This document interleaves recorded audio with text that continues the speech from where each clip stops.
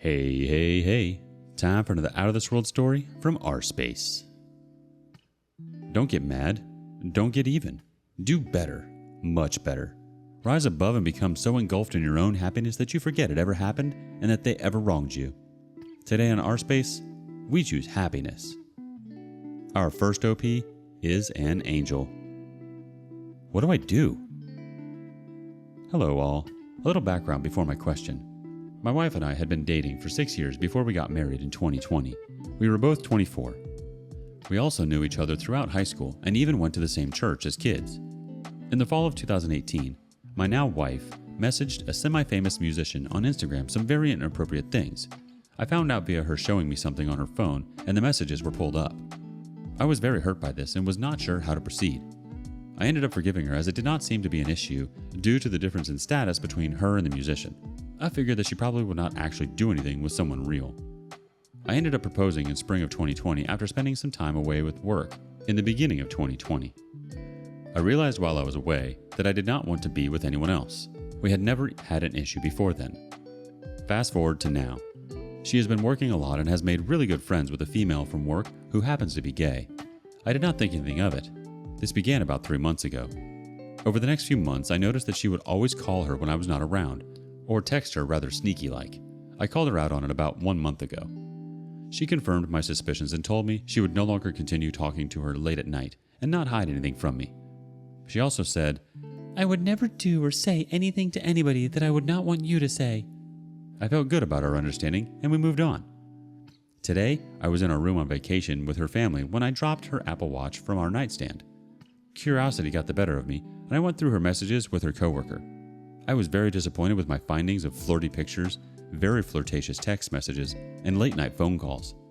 Never any nudes or I love yous, only playful flirting. I'm at a true loss for what to do next.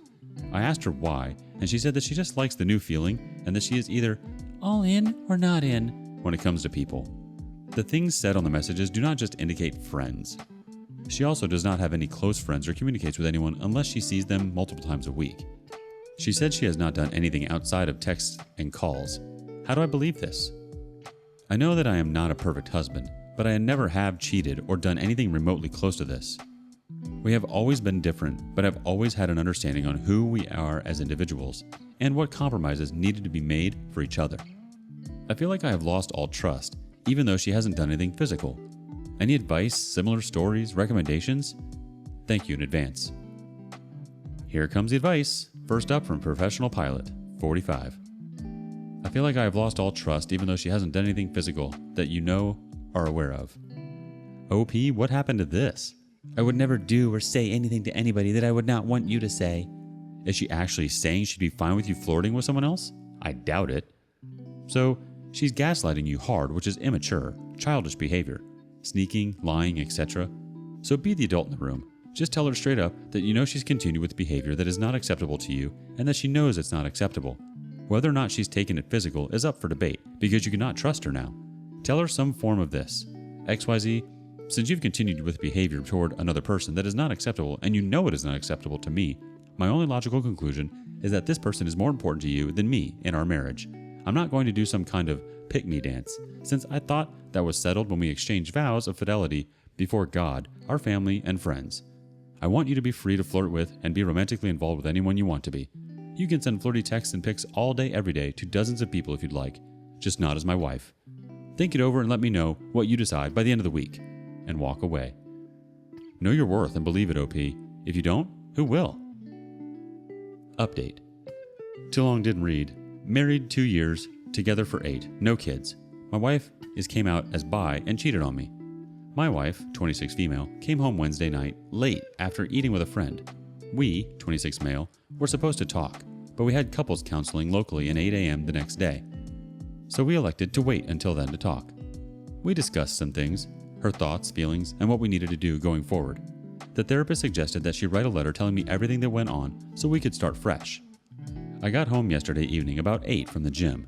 She said that she wanted to tell me some things and she knew I would be upset, but needed to get them off of her chest. During a crying attempt to get the words out, my wife admitted to me that she had accepted that she is bisexual. She said, "I have been questioning my sexuality since high school, and I have suppressed that urge until now. I kissed my 28 female coworker, and I have told her that I loved her. I also love you, but I have love for both of you the same. In a perfect world, I would want to be shared, but I know I cannot have that. I want to be married, but I also have this part of me that cannot be kept from you. I have always desired for a woman as well, but never thought it would actually happen. Now that this has happened, this has truly opened my eyes to how I actually feel. She also said that she did not regret the experience. That hurt, but I'm trying to understand the two-person love thing. My initial feelings have been all over the place. I thanked her for telling me all of that. My response after taking a drive went like this. I love you so much, and I'm thankful that you shared that with me, as that is a big deal for you and us. However, I cannot see myself being together with you after this. I cannot share you, as this was not what I vowed to you. I cannot see how we will ever be able to move past this, as I will always know that this part of you will be suppressed if we stay together, which will in turn cause us to always lack something in our marriage, and eventually, you will have these feelings come back out. If we were to continue, there would be so much distrust from me and so much negative reassurance, as I know I will never get the 100% of you I deserve as my wife. I am upset that you lied, cheated, and were only thinking out of selfishness. However, at the same time, if this is truly who you are, I cannot live with a constant knowing of you will never be 100% committed. I am happy to support you in this journey, and I will always be hurt, but I cannot continue to be married with this information. She seemed very relieved after I was offering some sort of support for her. We did discuss that we would wait until the end of the year to announce divorce. I want to give her time to prepare her mentally, and me some time to heal before making any rash decisions. We are going to pay off a few things, sell the home, and finalize everything within 5 to 8 months.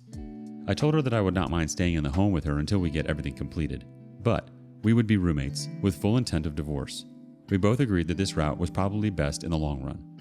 We are going to go through some more counseling individually and as a couple to both try to become stronger and learn how to both heal during this. She also said that she would want to stay married and offered to cut ties with this person, but I think that if she does, we will be dealing with this issue in the future and will be much more unhappy. As she has said, this is in the past and has not done it. I don't know which feeling is the correct feeling, as this is making me somewhat numb. I have so many questions, but at the same time, I love her too much to watch her be unhappy for the rest of her life as she was able to suppress those feelings. She seems to have made up her mind as to, this is the way she is, and she seems to be at more peace accepting this. I think I have to let her go for her to be able to be truly happy with who she is. I think I have to let her go for me to be happy as well, even though she was my happiness. Our first reaction comes from Gator Bro. This is her cheating on you with another person. Sexuality makes no difference. You are far more gracious than you have to be. The OP replies, I love her and want to see her be happy. I know I'm probably providing too much grace, but I want to feel good after this. And I think knowing that I helped her will in turn make her a better person. Gatorbro responds back, wow, it's a shame she doesn't see what she is losing out on. All the best to you in the future, and hopefully you will find someone that is equivalent to you. Troubled Manners chimes in next. You are correct. I would have to divorce her as well. That's not a committed relationship. She is being selfish. Mean9 chimes in. Why do you support her? Being bisexual has nothing to do with cheating. You've let yourself be gaslit by her. She chose to cheat on you and lie to you. There will always be urges if you're a sexual person. Imagine she wasn't bisexual, just cisgendered sexual. Would you buy it then if she told you? She's always been attracted to men and that's why she cheated on you? Because she needed different men inside of her? Would you support her then? If she told you before cheating on you that she figured out she was bisexual and it puts a toll on her, then I'd understand you supporting her and somehow honoring her being honest about herself and telling you her secrets. Take control over your life. Don't let anyone take advantage of you. Don't take the high road for people who betray you. Wow, OP. I'm so proud of you and how supportive you are of her. I think that goes to show just how much love you have for her. It's hard to let go of someone you love so deeply, but at least you both are going through counseling and on this healing journey together. It's unfortunate that she couldn't tell you how she was feeling earlier in your relationship and instead turned to infidelity. By you choosing to understand and respect rather than to rage, it speaks volumes about your character. Think of your love for her as something that is evolving. I hope the both of you can remain civil and in each other's lives in some form or the other. I'm sure she appreciates you and the support you're showing her. It's also hard to step into your authenticity. She's also mourning a life that she tried to confine herself to. I truly am wishing you both the best. You're one of a kind, OP. What would you do? Our next OP's ex still haunts her from the grave. Cheating husband passes away after I found out about an affair with nanny. I'm all over the place right now. My husband cheated on me with our nanny. I didn't find out until I moved out and she moved in. They dated for like 2 months and then he was with another one of our roommates. I already feel worthless. Then he passed away 3 months after we ended things. So my coworker and I were talking about it and he says, "Can I see a picture of him?" I show him. Then he wants to see a picture of the girl he cheated with. He says, "Wow, she's attractive." And I get annoyed. So I'm not, and I deserve this or what? And he says, "Well, I don't find you attractive, but maybe someone else will. But she's attractive, yes." I do not think this man is attractive, but my self-esteem is in the toilet and I started crying. Anyways, I'm so over this. Anyone deal with anything like this? So still dealing with the grief, still feeling inadequate, and this all happened in like 4 months. I will be getting therapy, but I don't know, it'd be kinda helpful to know someone went through something similar. Our first reaction comes from 33 Say What 33. You need to tell him what an incredibly rude, insensitive thing that was to say. Ask him to think how he would feel if you had said that about his wife's affair partner. Twice saying, "He's handsome." Suggest he be honest and tell his spouse exactly what he said to you. Your coworker is an a-hole. Cut him off. He's low character. You don't need more low character in your life. The OP replies, "I was thinking that. His girlfriend looks a lot more like me than the girl, and he's going on and on saying how he'd definitely like to be with a girl like that. I said, she slept with my husband while she was living in my home. He was like, oh, she has issues, I like that. I was like, your girlfriend seems like a nice girl. Why would you say that? He said, I don't know, I'm just being honest.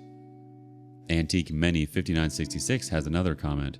That coworker is a flaming piece of crap who does not understand social cues or have an ounce of emotional intelligence, so do not take that personally.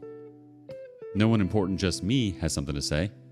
Being attractive means nothing if you're a crap person. There are a lot of people that would turn down the hottest girl if she had no morals. Your coworker is just shallow. The OP responds, the thing is, my husband had already dumped her. She was crying, begging, trying to get him back. So at most, they were together 2 months. We were together 5 years. He had already moved on from her to another one of our roommates. It had nothing to do with how I looked, how she looked. He just couldn't be alone, ever. First off, OP, screw your coworker. His opinion of you has no correlation with your value. So you're not his type. Oh well, it's not like you were actively searching for his approval. The reason it bothered you is because it triggered emotions that you have yet to confront since your late ex's infidelity and death. Unfortunately, everyone has an inner critic, and it can say the most brutal things when you're at your lowest. You may not even notice when your critic starts talking because you've gotten used to the constant negative background noise as you go about your day. Thoughts like, I'm ugly, I'm fat, and I'm no good are your inner critic's voice, and it'll keep with the same ugly talk until you put a stop to it. As soon as you realize the negative talk has started, mentally yell, stop! Then make a concentrated effort to shift your focus onto something positive. Don't get caught up in the trap of disillusionment. It's self-destructive and provides nothing for your healing process.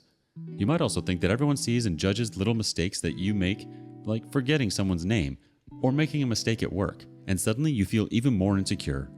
Give yourself some slack and realize that at the end of the day, your uniqueness and beauty are all your own, and no one can take that from you. Lastly, this OP had to hear it for herself.